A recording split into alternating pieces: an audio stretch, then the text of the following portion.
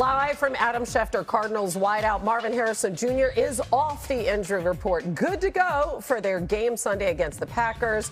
As you'll recall, he left last week's game with a concussion. And with J.J. McCarthy still recovering from his high ankle sprain, the Vikings once again will start Carson Wentz, who spent his first 5 seasons of his career, of course, with Philly. Head coach Kevin O'Connell also said Max Brosmer's going to back him up and that McCarthy is the emergency third quarterback. And Dan Orlovsky says Brosmer can play. He could flat out go. All right. He's a good player. Good to know. Jalen Hurts, his tendencies have not changed in the 2 losses for the Eagles, but not by design. The trouble is the Eagles are trailing, particularly in the second half, and Hurts has had to throw the ball 10 more times per game. It certainly hasn't worked out, as we've all seen. He's been sacked 9 times in the last 2 losses, just 10 times in the first 4 wins. Eagles head coach Nick Sirianni addressing the struggles earlier today. We have to worry about ourselves and not focus on other things. I think that's something we always talk about is,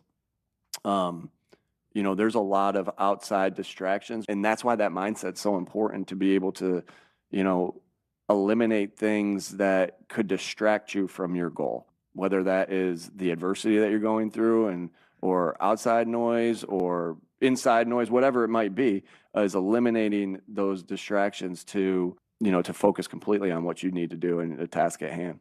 Okay, so he says the Eagles are worrying about themselves, but Brian Flores and the Vikings are coming to town. What should he be worried about, RC?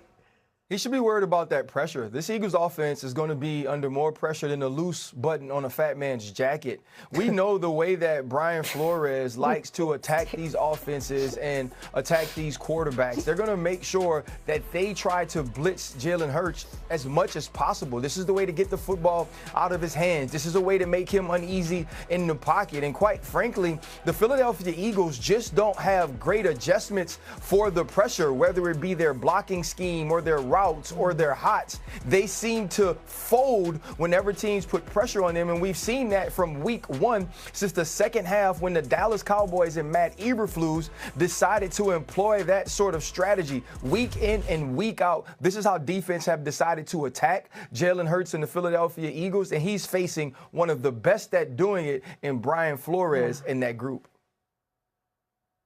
Ryan's absolutely right. This is a challenging matchup from a passing perspective because everything that Hurts has struggled with, sim, zone blitzes, are the things that Brian Flores is like the grandmaster in, right? The Vikings zone blitz at the highest rate in football. Yep. They're very good at it. Where they've been less good this year, the Vikings defense, is stopping the run. 24th in success rate against the run this season. And that's where my attention is for Philadelphia, because it's obviously another thing they need to fix. Saquon Barkley is being contacted at the line of scrimmage way too much. Defenses have keyed in on him because they have not created any doubt at the second level. And if they don't want to use under center play action, that's not their bread and butter, I think what they have to do is one of 2 things. 1, more RPOs. I've been harping on this.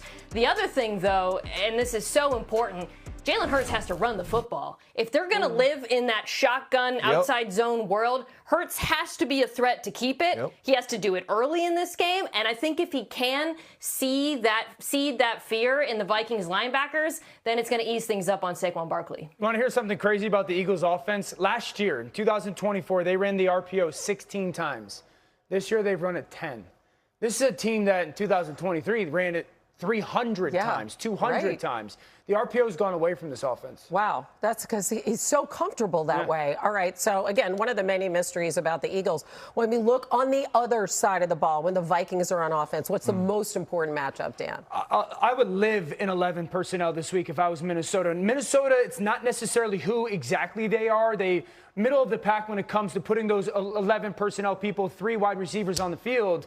But Philadelphia defensively is a bottom 5 defense if you do so. They've given up 11 touchdowns facing 11 personnel. Terrible. For me, it's Justin Jefferson and Addison. It's all about how do I use Justin and how do I use Addison. And if I can get one of those 2 guys on anybody really but Quinyon Mitchell or Cooper DeJean, we should have a ton of success throwing the football. And so as much as I love Minnesota's 12 personnel when they put their 2 tight ends on the field, I think it's an 80%, 11 personnel matchup or plan game-wise, and I would make Philadelphia play to their weakness, which is having those 3 or 4 corners on the field.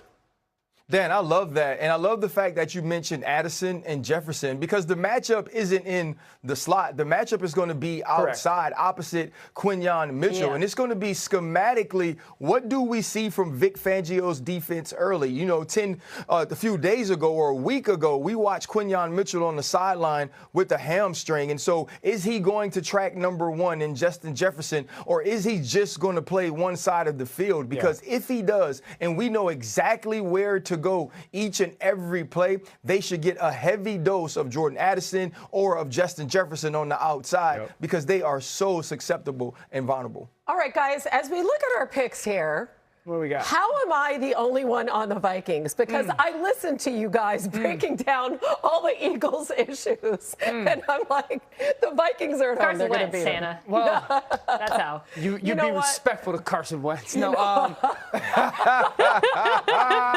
you knew that was coming.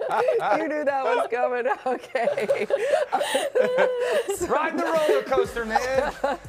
Some notable injuries, by the way, ahead of the Commanders and the Cowboys on Sunday in Dallas. Terry McLaurin will be out for a fourth straight game. We still don't really have any definitive word yet on Deebo Samuel, and actually the same can be said for CeeDee Lamb.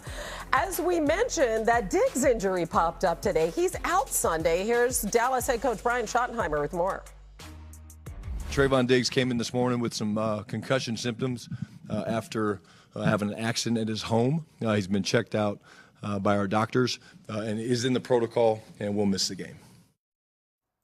Okay, very strange set of circumstances for this injury, RC, but they're already just flat out terrible this season. Now no Diggs. What does that mean? Times when you're hanging Halloween decorations on your house, those ladders can get slippery. No, I'm just joking about something I probably shouldn't be. But I think the thing about this is Reddy Stewart has played a ton in the slot for this team. And on the outside, we've seen a lot of Deron Bland and Kyer Elam. And so you're going to see those things as well. I think the big thing for the Dallas Cowboys is, like, can you stop the run first to even get to the point to where your cornerbacks and your secondary and your defensive backs are involved in this game? When you think about Bill Krosky-Merritt and what we've seen for him throughout this year, he didn't have that sort of impact on the game against the Chicago Bears, and I expect that they'll come in watching that film from last week and say to themselves, that's where we have to get going, which would allow Jaden Daniels opportunities to carve up that back end, because we know the rush of the Dallas Cowboys isn't what it could have been after making the trade of Micah Parsons. Yep, it all goes back to that. All right, so let's talk about the Dallas offense. They're going to have to carry the day as usual. What are you looking for? It's a great offense until it gets to the red zone, and then it's an average offense. If the Cowboys are going to matter this season with as bad of a defense they are, they're going to have to be a lot better in the red zone. I think they got to throw it a lot more in the red zone. Just look at where Dak ranks and where this offense is. Outside of the red zone on the right side, they're top 5. Inside the red zone, they're bottom 3rd. And so if they want to score enough points to protect this defense, that's number one. Number two, I keep saying this, and I'm being dead serious. I cross the 50 if I'm Dallas offensively, and it's 4th or 5 or less, I'm going for it. I'm not kicking field goals anymore because it does nothing for my football team to actually help us win the game. Yes. It just gets Brandon Aubrey points. Go for it. That's the analytics Mina likes. No. Oh, there it is. Whoa. Mina. Yeah. Wow. Yeah, it's a party. It's a party. It's a party. It's a party. That's what it's going to feel like when both these teams are on offense. Both of these coaches needs to be aggressive as hell in this game. I'm with Dan. Passing in the red zone, too, when things get tight. I don't think Washington has people who can cover both CeeDee Lamb and George Pickens. But between the 20s, I do think they'll be able to run the ball really well on Washington. What we saw last week against Chicago was alarming off tackle, particularly when they got them moving from side to side. I think we're going to see a return to form for Javonte Williams, especially with CeeDee Lamb on the field, because Washington's going to have to play more coverage in this. All right, hey, let's set those fireworks off because this is our first unanimous pick of the day. And it's our first gong. I'm proud of us, though, you guys. We are like 40 minutes through I'm so disgusted with Dan and this score. Yeah, you know his score thing. Oh, you know his score thing is the thing with me. I'll double it. Just Dan. You can double it for people. You can double man, 20 to 17 all day, every day. I know. 2017 every game, man. Every game. RC. I think the Cowboys could win this. I don't love this. We picked the Commanders. I think they could win it, and we all have it close. But Like, they're just so bad on defense. Close doesn't matter to So social bad. media managers, Ryan. You guys, we're That's like true. qualifying everything. Our terrorists. Yeah, no one will stand on anything today. Oh my gosh. All right, it's time for AI generated fantasy insights provided by